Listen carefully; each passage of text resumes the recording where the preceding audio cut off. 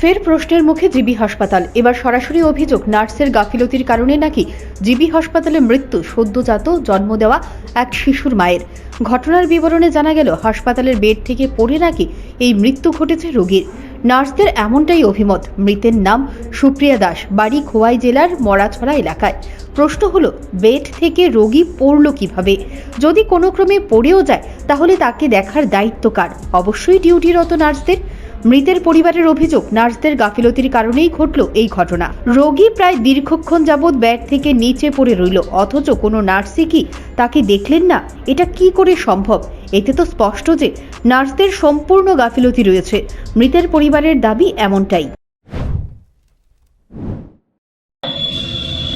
আমার মেয়েলে কেন তারা করতে পারছে বা করছে না, অন্য আরেকদিন করবো।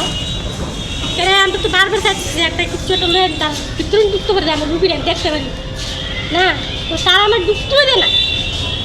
একবারই না, তোমরা কি ডাকতে ডাকতাম যাই করতাম না, রুগী গেছে কারণ মিলতে দেখতাম তো আরো অবশ্যই তারা দেয় না আমাদেরকে।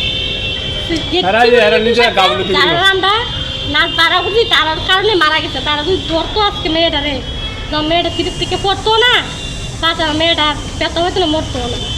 তো তারা মোবাইল টিপতে আছে, আমার মেয়েটা পড়ে রয়েছে, তার সিটেতে লাগছে, কীভাবে নামছে পাশে কি আছে তার দিকে কীভাবে নামছে। তো অনেকক্ষণ ধরে মা মা মা মা করে ডাকতেছে, কিন্তু কানে বলবে মোবাইলে টিপে মোবাইল না সারা দেয় না।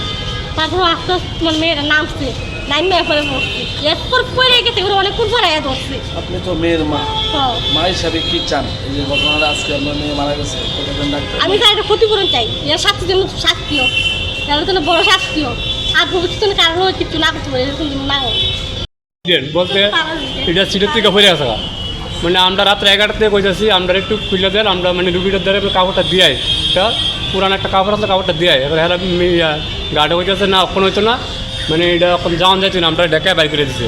এবার রাত্র 4:30টার দিকে, মানে সকাল 4:30টার দিকে আমরা মানে ডাইকা নিছে যাই দিই, মানে বেডে এই জায়গা মানে পেশেন্ট মানে আর 5 দূরে করে রয়েছে এবারে কত করে দেখলাম মানে কানে মনে রক্ত বেরিয়ে আসা, মানে দূরই মানে আমরা কি মনে হয় মানে কীভাবে হইতে পারে, কার গাফিলতি? গাফিলতি তো নার্স আর গার্ডে। ডাক্তারকে সেরকম সঠিকভাবে চিকিৎসা করছে না, যেসব তো সিজার হয়েছে এটা তো পুরাটা সাকসেস হয়েছে, মানে মা আর ছেলে আছে না, দুজনেই সুস্থ আছে। তারপরে মানে এই রুমটা থেকে এই রুমটা তিনটা শিফট করছে, এখন তো আমরা ঢুকতে দিচ্ছে না, আমরা তো নাচ রাখা হয়েছে পেয়া দেওয়া, হেরা দেখশন করবে, হেরা কইছে মানে যে কোনো কিছু লাগলে আমরা তোমরা জানাবো। পরিস্থিতি সামাল দিতে না পেরে হয়তো রোগীর পরিবারকে খবর দেওয়া হয়। ততক্ষণে যা হবার তা তো হয়েই গেল। সদ্য জন্ম দেওয়া ছোট্ট শিশুটি এখন ভালো আছে, তবে সে যে তার মাকে হারিয়ে ফেলল, এই দায় কে নেবে? প্রশ্ন আম জনতার। Bureau report, news prime Tripura.